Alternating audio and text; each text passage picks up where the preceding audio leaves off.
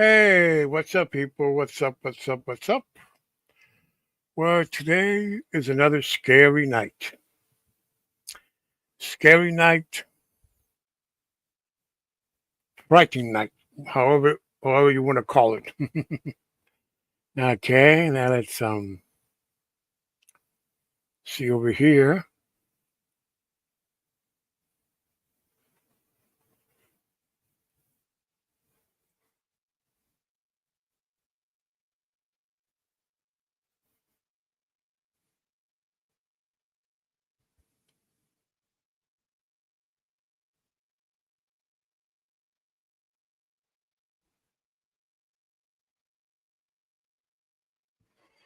Yeah, hello, hello.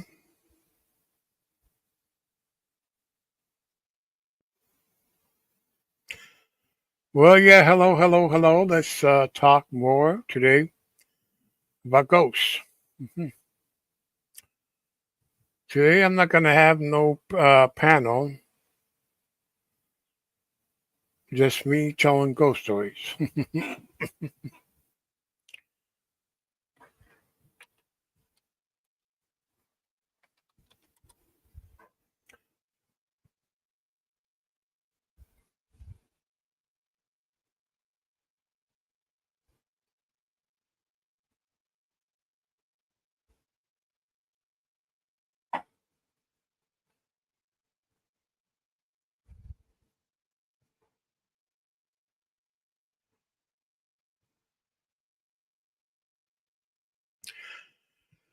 Yeah, eh,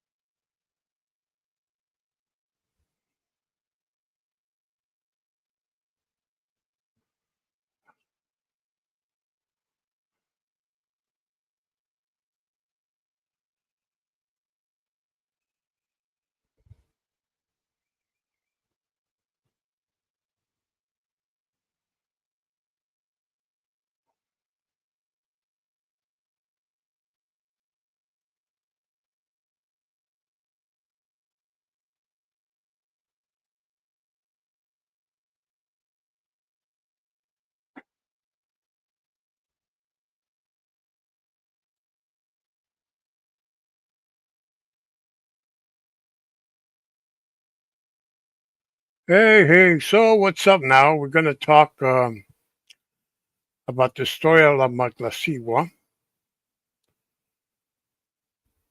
It tells a legend of a ghost, of an evil ghost, a woman whom people claim that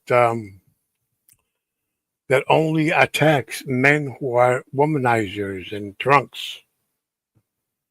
You know, you might say who are behaving naughty. Okay, now here we're gonna start the story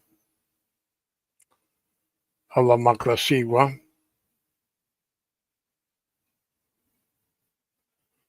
Well, I'm gonna.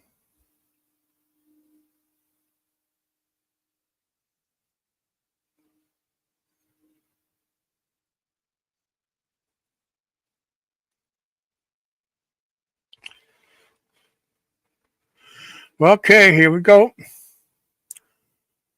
It's a story. Well, here we're gonna say, is the Matlasiwa an evil woman, an evil couple, or a being that can be whatever it needs to be, like la mala hora, that means the bad hour. La Matlasiwa has many descriptions depending on who you talk to. Though she is primarily a Oaxaca legend. That's a southern state of Mexico, Oaxaca. Hugo Nutini and John Paul both describe a creature by that name of they describe by that name in Tlaxcala, which is a state in Mexico also. The spirit of the ravines that hunts drunkards and adulterers, This spirit seems to be an agent of of, of, of karma as one of the causes of murder and violence, even able to possess people and drive them to murder. People believe that the killer was guided or completely by an evil supernatural, the devil, a vengeful Retlanic, Retla Chiwik, or Matasiwa, or malevolent being to commit the deed, thus releasing him from responsibility for the act. On the other hand, neither is a victim completely blameless or innocent in this fate, but rather is regarded as contributing to his own timely demise. Again, under the influence of some evil supernatural, the people believe he did something to provoke the incident leading to his death, an act of violence leading to death. There are no fully innocent or fully guilty parties.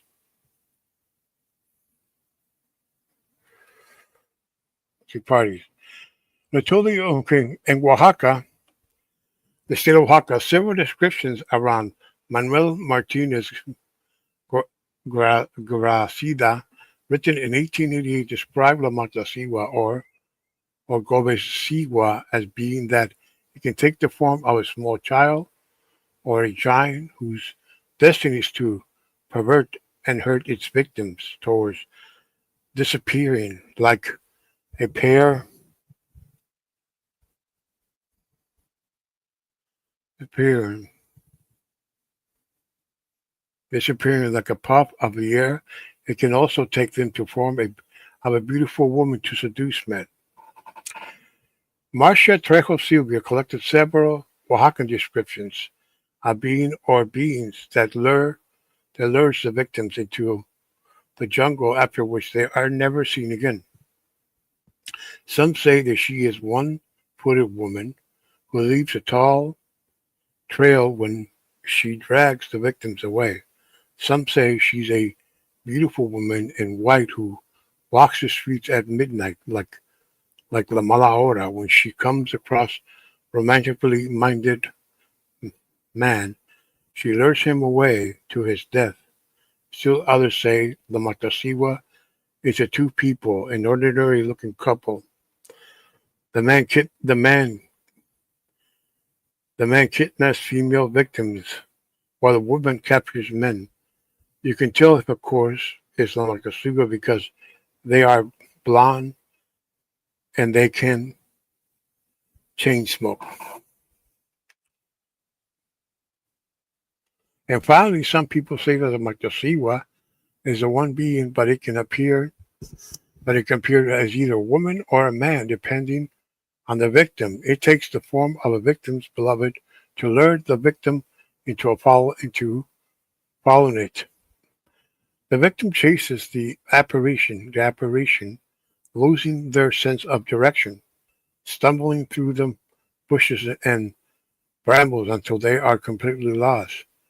If they do manage to catch their lover, the shock of being that or she's really a living skeleton, whoops, remembering the Vici Timini and La Huesnada, La Huesuda, that means the Green Reaper, will drive the victim completely and permanently mad. And come to think, it sounds like the Siwateko. It's pretty hard to read these words because these are old native words. Modern accounts of the Matlasiwa favor the woman in the version of a Oaxacan tourist website describes her as a beautiful woman dressed in white who walks along the streets late at night and near dawn near the river and that crosses through the town of Miahuatan de Porfirio Diaz. She appears she appears to drunks and solitary lovers whom she flirts with and entices them to follow her. Bewitched victims follow her into the pitches of Wasiche Wishawi sache, a needle bush, a spiny color veris, ordiferous plant that stretches that victim get from walking into the wasiche, snap them out of their trance, leaving them puzzled as how to they got there.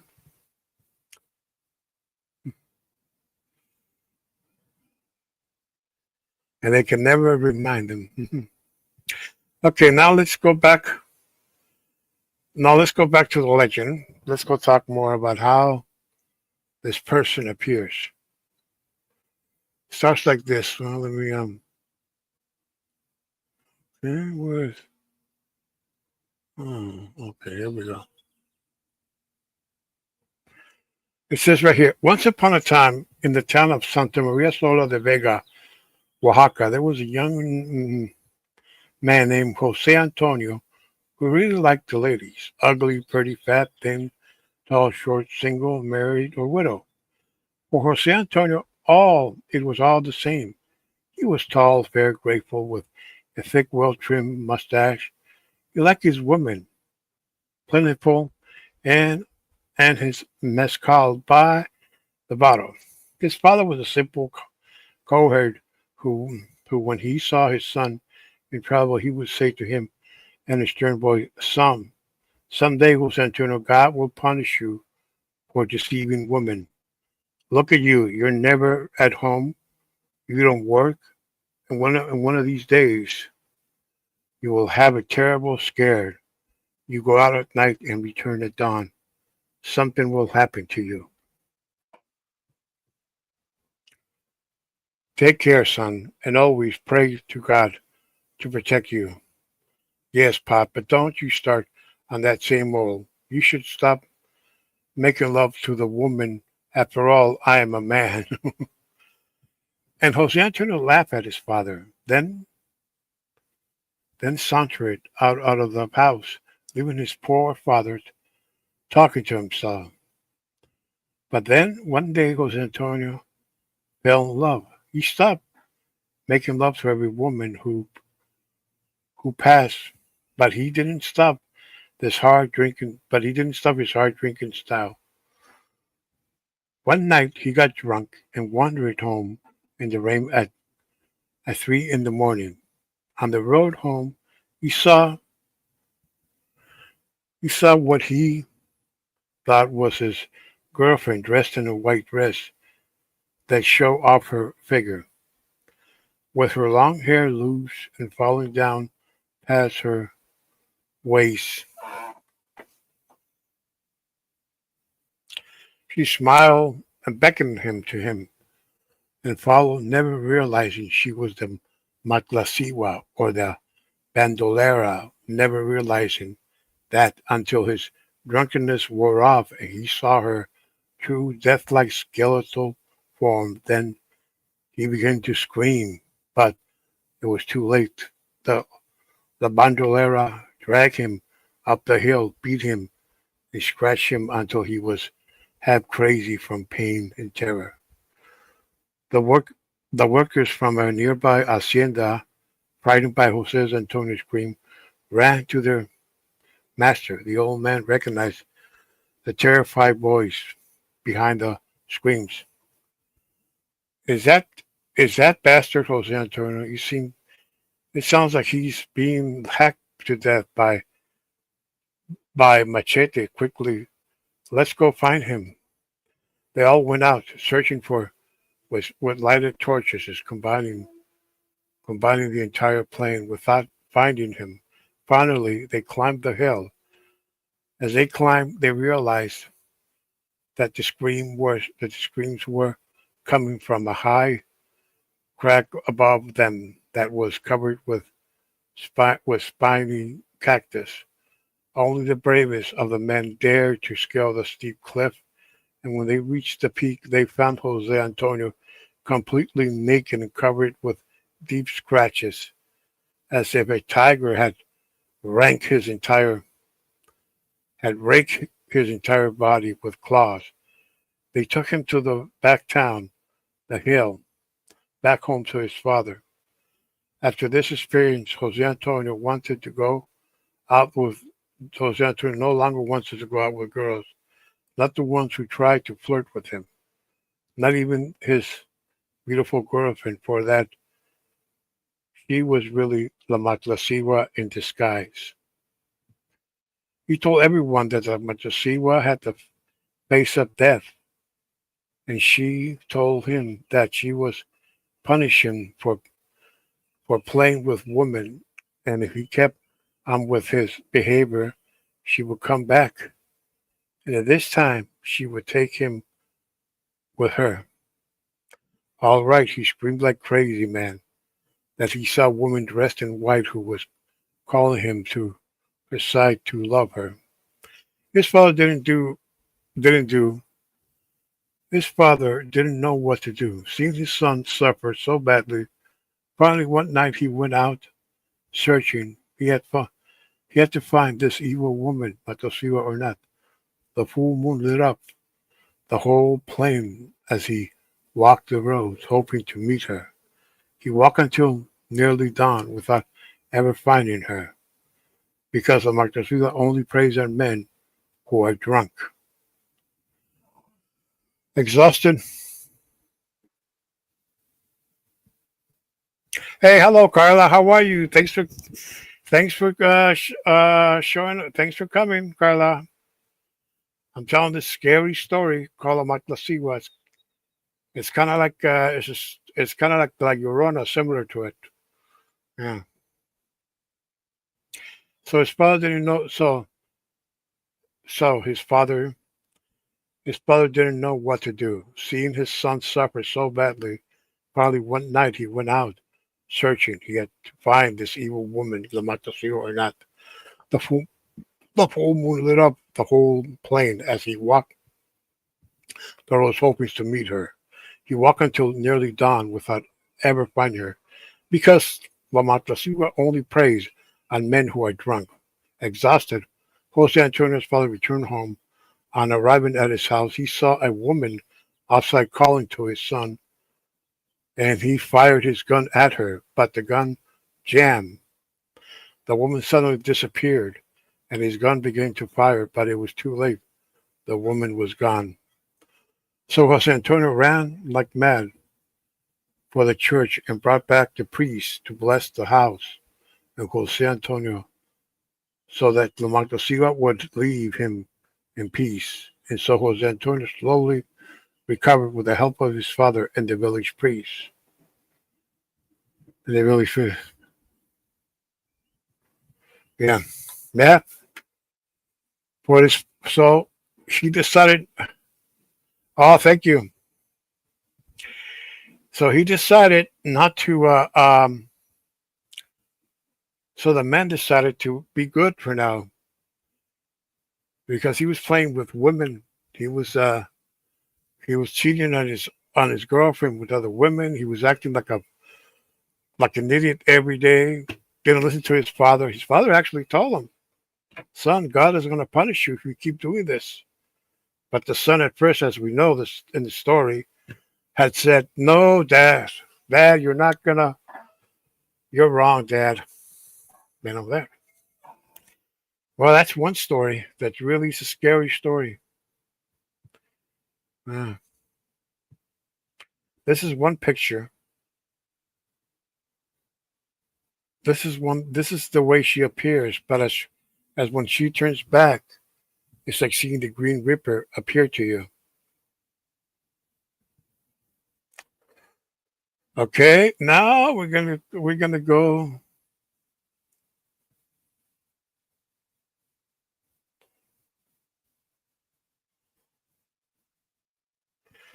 Now we're gonna go to the legend of Don Manuel.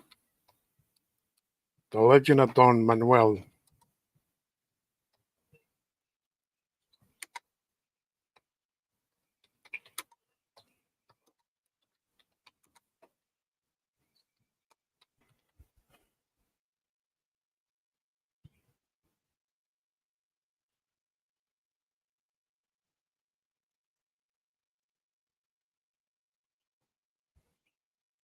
Oh no, it's not. He wasn't a priest.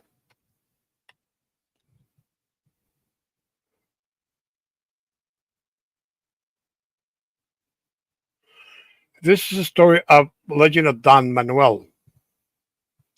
You know, when you hear the term Don, oh, hey, look at here. There's a lot of legends. You think of the Godfather. You think of the stories of the mafia. Oh, yes, Carla. Yes, yes, yes. A lot of these are a lot of these are legend. Like they have here La Calle de la Quemada, the legend of La Llorona, all kinds of legends.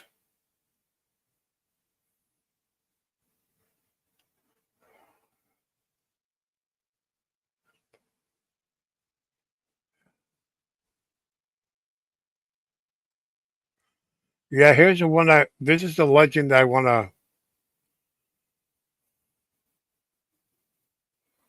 This is the legend of Don Manuel. Manuel is yeah, okay. Like I said before, when you refer to Don in Latin cultures, Don is actually an older person like me. You know, I'm an older person. I'm pushing 60, and you call them and you refer to the person as Don as form of respect for your elders. You know, it has nothing to do with the mafia, the Don Corleone, none of that stuff. It's just is how it is. This has been for hundreds of years, for thousands of years. Don that. This is the story of Don Manuel. The story opens up. Here we go. Okay, here we go. I want to enlarge it to. We can read this story. Let's see.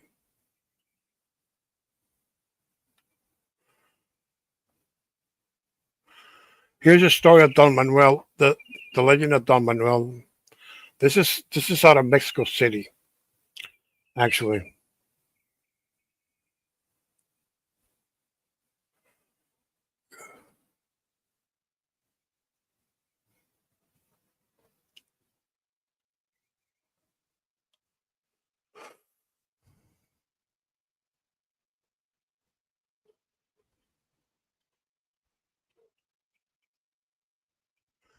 Okay, here's the story. This Don Juan Manuel Senor Mister was a rich and wealthy gentleman who had the bad boys who had the vice of killing people. Every night at 11 o'clock, when the palace clock was striking, he went out from his magnificent house. As you know, Senor is still standing in the street that has been named after him, all muffled in his cloak, and under his dagger in his hand. He would meet one in the dark street and would ask him politely, "What what is the hour of the night?" And the person having heard the striking of the clock would answer, "It is 11 hours of night." And Don Manuel would say to him, "Senor, you are fortunate above all men, because you know precisely that the hour at which you die." Then he would burst with his dagger, and then, leaving the dead gentleman lying in the street, he would come back into his own home, and his bad vice of Don Manuel of killing people went on, Senor, of great many years. Living with Don Juan Manuel was a nephew whom dearly loved. Every night they they supped to they supped together. Later, the nephew would go forth and see one of or another of his friends. And still later, Don Manuel would go forth to kill some man. One night the nephew did not come home. Don Manuel was uneasy because of his not coming. Fearing for him, in the early morning the city watch knocked at Don Manuel's door, bringing there the dead body of the nephew, which with a wounded in his heart of him that had killed him. And when they told where his body had been found, Don Manuel knew that himself, not knowing him in the darkness, had killed his own nephew whom he loved. Then Don Manuel saw that he had been leading a bad life, and he went to the father. To him he confessed all the killings he had done. Then the father put a penance upon him, that at midnight he should go alone through the streets until he was he was he was to come to the chapel of the Inspiration. If he faces upon the plazuela of San Antonio Domingo Señor, and those days before it was closed, and that he should kneel in front of the chapel beneath the field of gallows, and that so kneeling he would tell his rosary through. And Don Juan Manuel was pleased because his life of penitence had put upon him, and thought to have peace begin in his soul. But that night at midnight, when he was set forth to the penitence, no sooner he came out from his own door than voices sounded in his ears, and near him was a terribly ringing of a little bell, and he knew that the voice which troubled him was those the ones whom he had killed. And the voices sounded in his ears so wrongly that the ringing of the little hell was so terrible that he could not keep onward. Having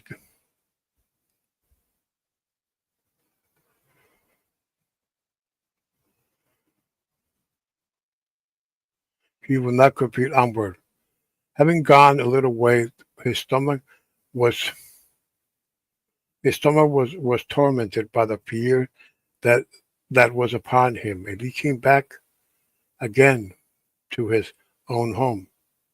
The next day he told the father what had happened, and that he would not do the penitence, and asked that one another be put upon him.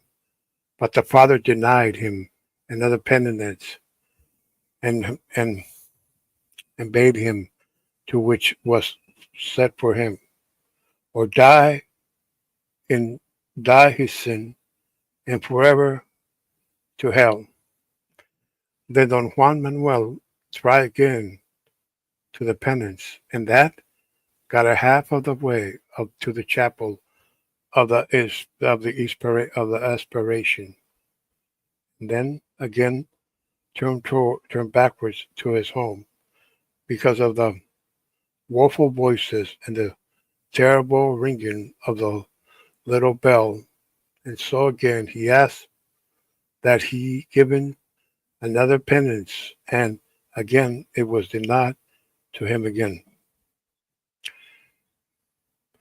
Getting the knife 3/4 of the way of the chapel, he tried to do what he was bidden to do, but he would not do it because of the woeful voices and the terrible ringing of the little bell.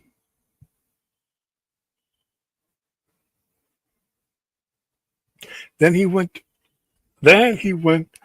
Then for the last time, the father to beg for another penitence, and for the last time it was denied, and for the last time he was set forth from his house at midnight to go to the chapel of expiation. In front of it, kneeling beneath the gallows to tell the rosary through, and that night, Senor was the very worst night of all. The voices were so loud and so very woeful, and he was in weak dread of them, and he shook, and then he shook with fear, and his stomach was so tormented because of this terrible writing in little hell, in the little hell. But he pressed on. You see, Senor, it was the only way to save his soul from blistering in hell through all eternity, until he was to come to the plazuela of Santo Domingo, and there in front of the chapel of the Inspiration, beneath the gallows, he knelt down upon his knees and told his rosary through. And in the morning, Senor, all the city was astonished, and everybody from the viceroy down to the cargadores came running to the plaza of Santo Domingo, where it was a sight to see. And the sight was Don Manuel hanging dead of the gallows, where, where the angels themselves had hung him, Senor, because of his sins. So that means he was never forgiven, and now people have said that they have seen his spirit roaming around in the cities in the streets of Mexico City. This story happened. I would have to say around the 18th century, uh, 17th or 18th century. It happened in what is now Mexico now, but in those days it was called the New Spain, the New Spain. But until 15, no, wait a minute, no, I'm going back until like 1821 when Mexico gained its independence from Spain. That's when it all changed. Hmm.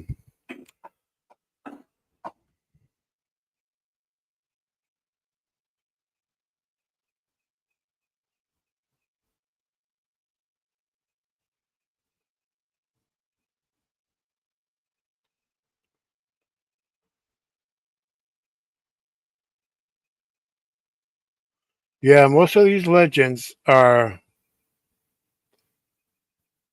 legends that go back to the days of what they call in Mexico the colony days.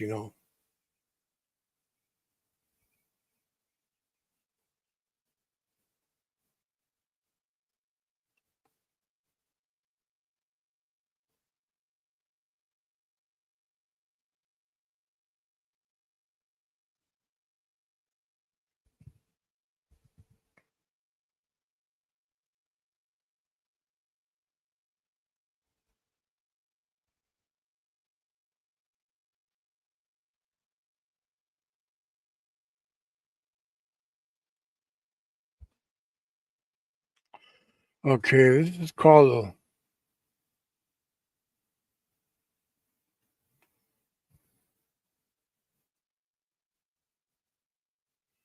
yeah, restless spirits. Yeah, true. Okay, let me go find one of them that I'll find interesting. Interesting. Yeah, some of these are very old ones from the days of date back to the.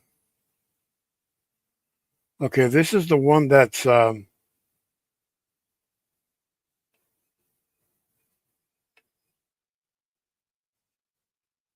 here it is.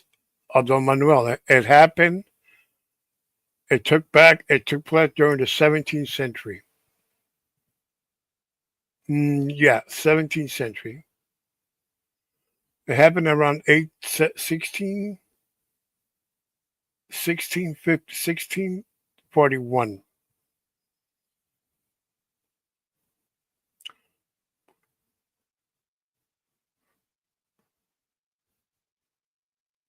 Because it mentions viceroys and marquis noblemen who were like who at that time would govern the one time would govern the what is now Mexico.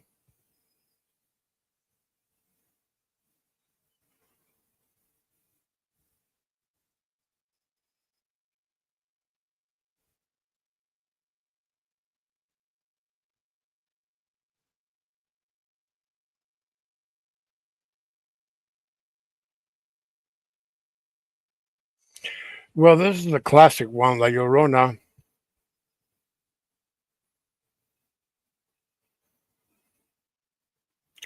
This is one, the legend of the alley of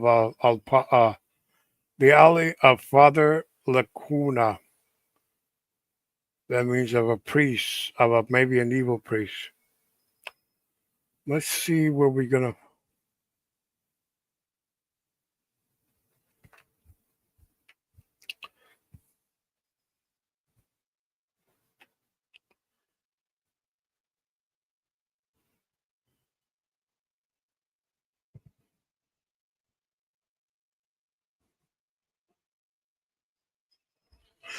Oh, now I want to. Now we're gonna tell the story of La Planchada, story that Carla, that you have requested me to tell.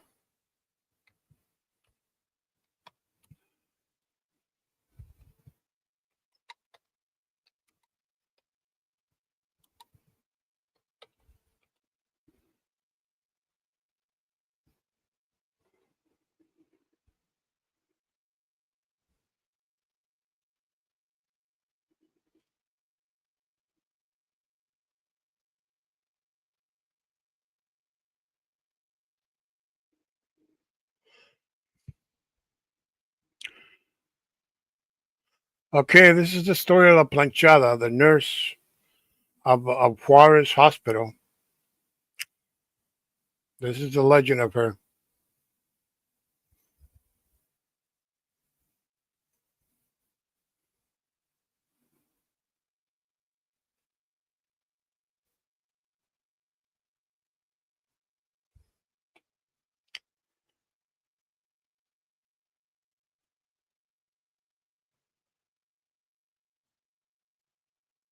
Here we go. The legend of Planchada is perhaps one of the most popular stories of haunt hospitals, especially in those in Mexico City. And the fact of imagining ourselves in the silent corridors of the Juarez Hospital and suddenly seeing in the darkness a nurse dressed in white who disappears in the blink of an eye. It will make anyone's blood run cold. The mysterious woman who haunts the famous hospital has been seen by hundreds of people who claim that the nurse who has treated them is actually a ghost who might who right after night she is in charge of caring for the dying and alone patients. Legend has it La Planchada was a young nurse named Eulalia whose heart was captivated by the handsome Dr. Joaquin. After a year of dating, Joaquin proposed marriage, but before the couple got together, Doctor had to say goodbye to Eulalia under the pretext of attending a 50-day seminar in another city. Seminar in another city. Um, the days passed, and there was no news about her lover until a nurse confessed that Joaquin had actually gone on a honeymoon with his new wife. Immediately breaking the young woman's fragile heart, her betrayal plunged Eulalia into a deep sadness that made her that made her little by little neglect her patients to the point that some died due to her negligence. As the years went by, Eulalia became ill and soon died, but not before regretting having been such a bad nurse and having let so many people die. After her death, testimonies began to emerge in the hospital in the hospital from people who claimed to have seen treated by a kind nurse dressed in impeccable and perfectly ironed clothes, just as Eulalia wore in life. Over the years, numerous patients have recounted encounters with a kind nurse whose presence is felt when night falls and the hospital falls into silence. Those who have been treated by La Planchada describe her as a blonde woman with a serious face and impeccable clothing who appears when she is needed most, caring for the sick with a devotion that goes beyond death. That goes beyond death, yes. Yeah, you see here, this is the hospital. This was the photo. This was probably was taken like in the 90s or 80s. This photo. Let's see. And this is the nurse that people say appears there. And yeah.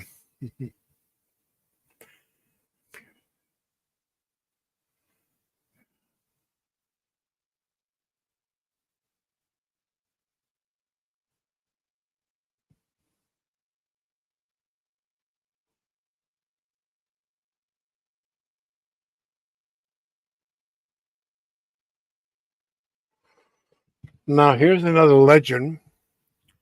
This takes back in northern Mexico.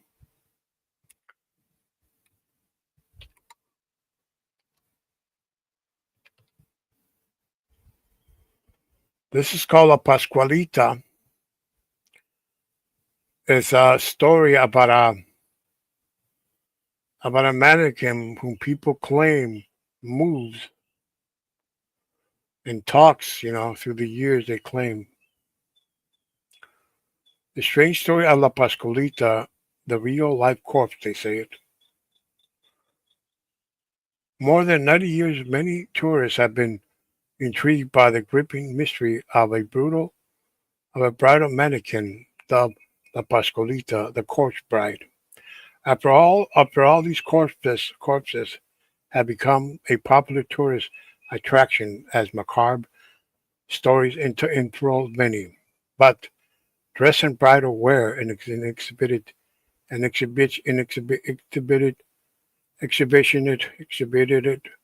and a front window. La Pascualita is not your average mannequin. La Pascualita is the most famous mannequin in Mexico. Many have traveled for miles down to Mexico to satisfy their curiosity whether the lifelike girl wearing a wedding gown and a small wedding dress shop in Chihuahua, Mexico, is a bridal mannequin or a real corpse being used as one. Okay, Chihuahua, Mexico is a state of Mexico that borders with New Mexico and Texas. It's in the northern part of Mexico, northwestern part of Mexico. No one knows if it's truly the enabled corpse of bride displays on the window or just a dummy created with excellent attention to detail. However, it is hard to believe and understand how an actual dead body could survive for a long time, regardless of well preserved. Well, here's the story. On the 25th of March, 1930, Pascuala Esparza, a bridal boutique in Chihuahua, Mexico, displayed new bridal mannequin, which reportedly wearing a bridal gown from the spring summer collection. Naturally, this attracted widespread attention in the small town as soon as she made her first appearance. The appearance of La Pascualita mannequin shouldn't have been anything strange. However, the locals were immediately struck by the mannequin's eerie appearance and its uncanny resemblance to the late daughter of the other shop owners, Pascuala Esparza. So, naturally, the sparked rumors among the locals. Yeah. So they concluded that the display mannequin was enabled of the Esparza's daughter. She had passed away tragically on her wedding day after being bitten by a black widow spider in succumb in succumbing to its poison. Also, it wasn't long after the demise of the mannequin was displayed in the shop window, erasing doubts of that was no dummy. The revelation did not sit well with locals as they started to express their disapproval, and of course, Sparsa denied claims that had her daughter enabled. However, nobody believed her, as she always refused to show proof that La Pascualita was just a mannequin. Interestingly, interestingly, the daughter's name has been lost over time, and La Pascualita has stuck through the years. La Pascualita over the years. La Pascualita mannequin has been on the display for over 90 years, and the special characteristics many have noticed that its hands look surprisingly real. The hands have wrinkles, veins, and worn-out nails, giving credence to the other story. It's also strange skin color, rosy cheeks, glassy eyes, naturally glowing glowing hair have made the shop owners and passers-by feel uneasy. This intrigue image gave birth to the legend that Esparza had her daughter's body mummified, but and put it in the shop window to so her daughter could be the bride she never got to be in life. Many customers have reported that this spectacular mannequin's eyes follow them as they walk around the store. Others claim they turn around and find her in a different position. As as particular shop worker Sonia Bosiaga, who was responsible for changing the dummy's outfit twice a week, said, "Every time I go near Pascualita, my hands break out in a sweat. Her hands are very realistic. She even has varicose, varicose veins on her legs. I believe she is a real person." And there you see, and there you see the bride, and there you see there. This is the mannequin. This is the bride.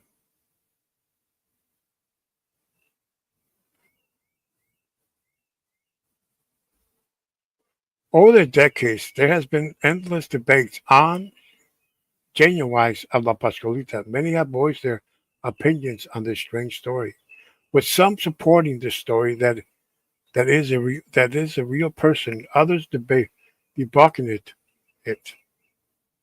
Experts and funeral directors, morticians, and even amateurs have made compelling arguments on both sides of the debate. However, many experts agree that the bridal mannequin is not a naval corpse. Some said that the environment must be controlled by a corpse to stay in perfect condition. This enable being must be incapable, and constant work must be done, especially if its mannequin is being handled daily for dress change. All of these may not be possible in the small Chihuahua bridal shop window. Even if were achievable, it's unlikely that it would look the way La Pascualita that does other 90 days. As a As how these may not be possible in the small Chihuahua bridal shop window, even if there's achievable, it is unlikely it will look the way La Pascualita does for 90 years. As the Museum of Holsick started, it would be impossible to enable someone and have had their preserved that is perfectly even with all of this information. Many still believe that Pascualita Mannequin is a real live corpse. Many have noted that the dying and receding skin on her hands in proof that she is a real corpse. However, it seems impossible for an able corpse or even 9 decades to survive in the Mexican heat. But regardless of which side of the argument you agree on, there's no denying that the story of La Pascualita is a gripping one. So where she is the naval corpse of Esparza's daughter of a perfectly detailed bridal mannequin. Her name has attracted tourists and locals alike to the small bridal boutique. La Pascualita has become a staple for its community and a tale to be told for generations to come. People still smudge their noses against the daily shop windows, trying to determine if the mannequin is real.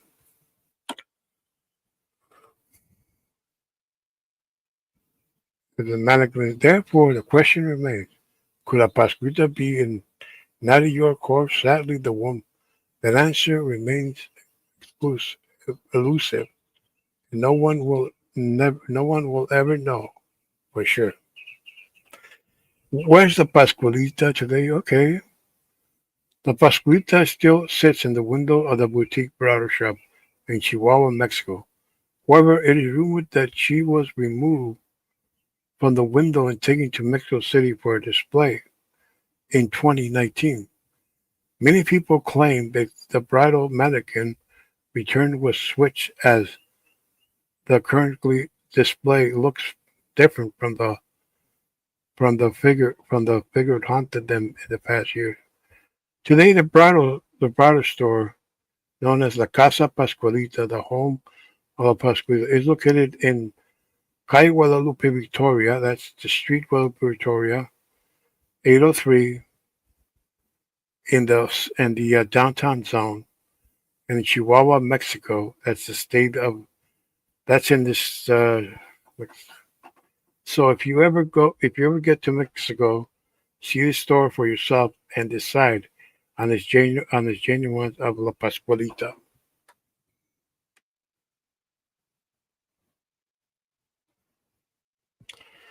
Yeah, that story.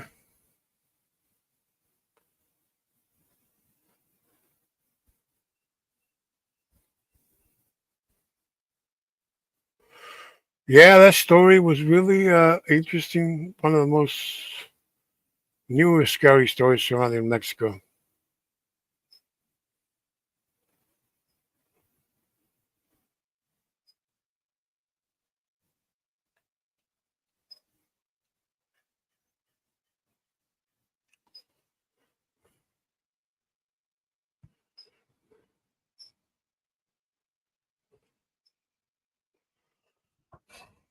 Hey, what's up, Colt?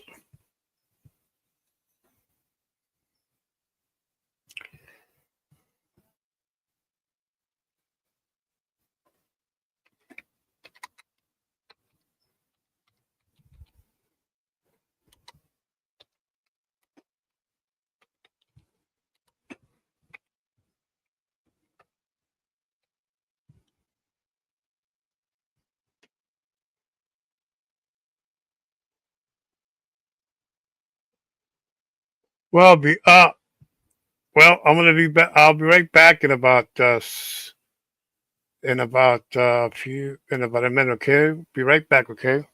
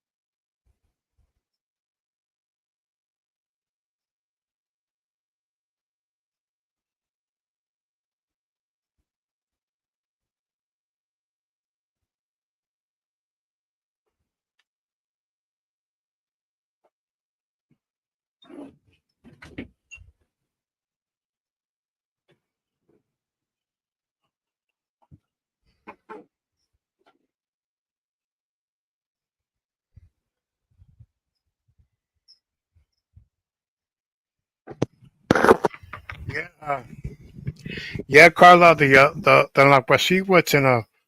It's in Chihuahua, Mexico. Let me show you the map where it's located. The city.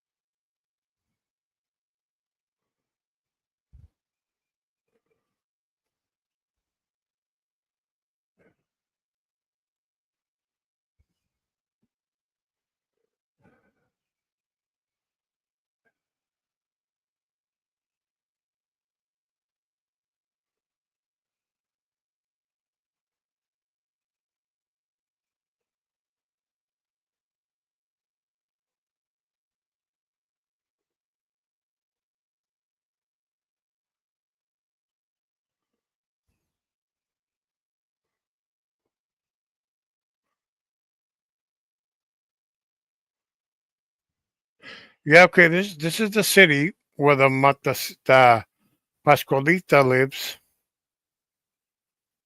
This is the city. Let me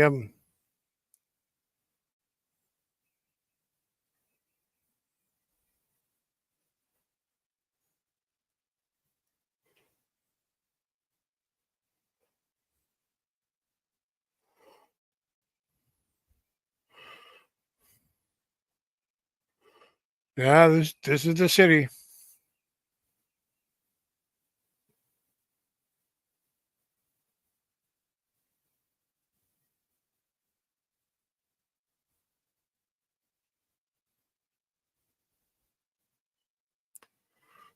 This is the city.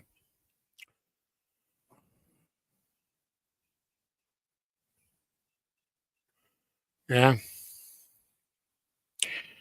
Now we're gonna go back to start the legend of the nah.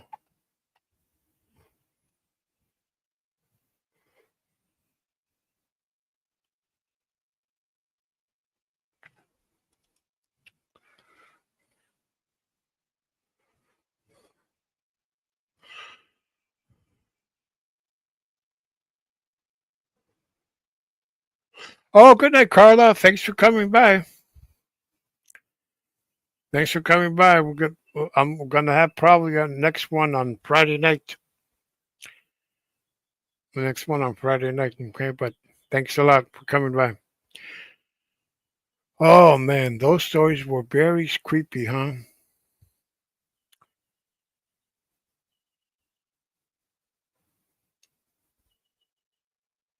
Okay. Okay, we're gonna start now by the legend of La Nagual. Nagual. This is the last story. Hmm.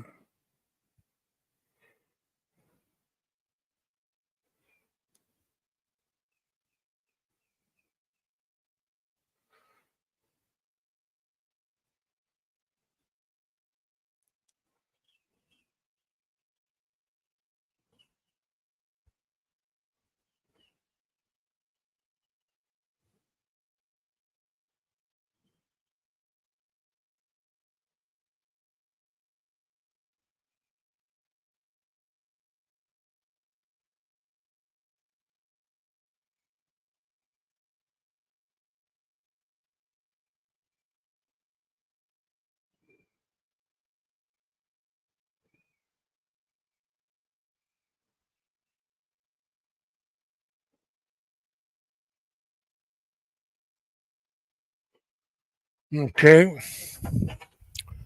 okay. Here's another one. The Nagual. The Nagual. The story of El Nagual. It's a story about. Goes back to the pre-Columbian times.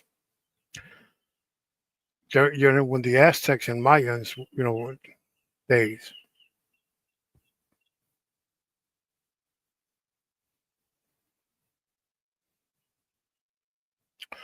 No, wait a minute. This is the movie. No, I want to.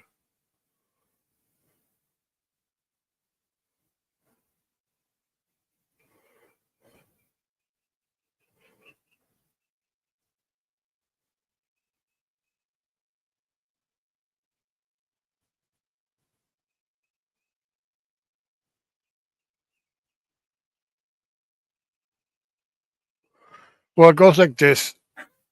Here's the one. A Nagual is an attendant animal spirit in many Mesoamerican belief systems. The animal spirit was often the proctor or the guardian of an individual by birth. In more supernatural contexts, humans could also transport into the Nagual who possess animal forms. That means they can turn into a rabbit, a dog, a cat, a wolf, something like a werewolf or something like that. You might call that.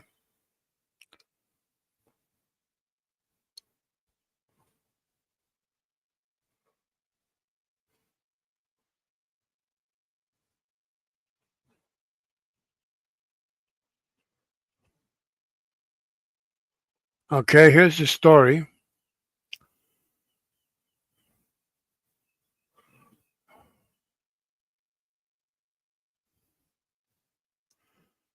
Okay, our history is a living history that has thrived, which stood and survived many centuries of sacrifice.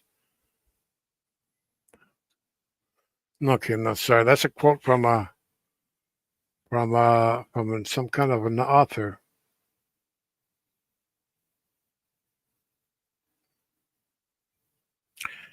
Well, here we go.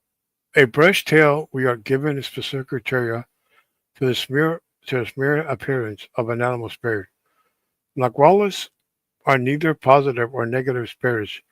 They're morally inherited from alignment. Nagualas can stay with all of their can one of their can stay with one of all their life. Second or more Nagual can be found, or one might never discover the Nagual. Gods could have a Nagual spirit of their own, and a wall could be anything, or typical the animal typical animal representing the day you are born. The sacred the sacred Aztec calendar determines your age. You must choose that too. This is kind of boring. Like, well, let me see any legends, stories about.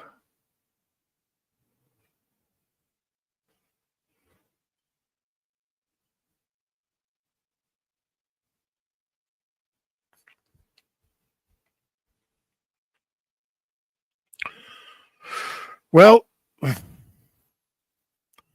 well, a nagual is a being, a being that's that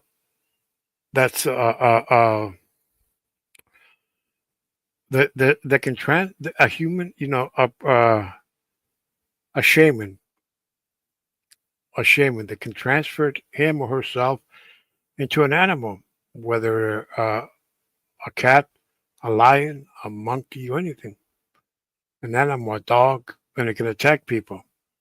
But there are many legends surrounding the naguales. They say a lot of people that study witchcraft can turn into these creatures, naguales. For example, there's a story that goes back to the 1960s or to the 1950s and 60s down in a city called Esquinapa de Hidalgo, which is the town where my maternal grandmother was born. That um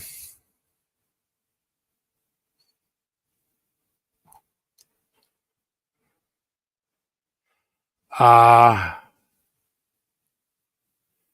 there okay, tell you the story. There was this man who was a shaman or some kind of medicine man he was. So one night they were noticing that a lot of babies, small children, were disappearing. The police could not determine who it was. They didn't have no suspects. There was no evidence of foul play or evidence of anything. So until one night, somebody figured out. They say that the reason why the babies are disappearing is because of that witch doctor guy who lives right on the outskirts of town is kidnapping all the babies at night. So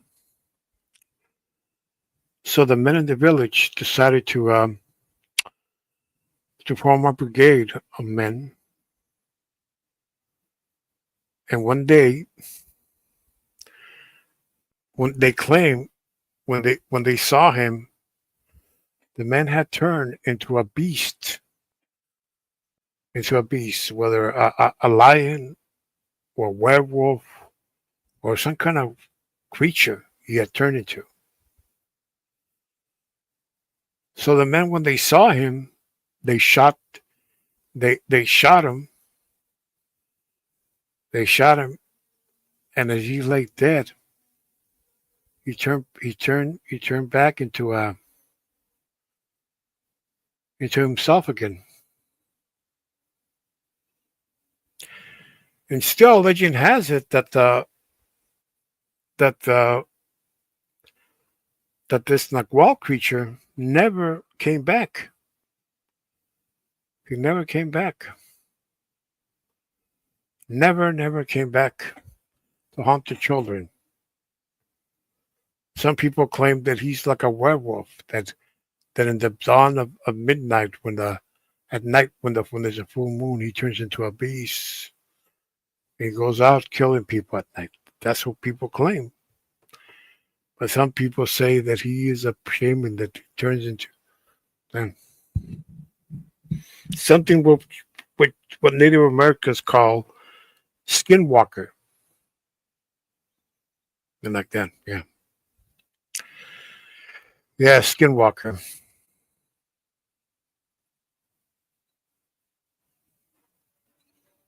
Hmm. Well, well, thanks for everybody coming by. I'm gonna um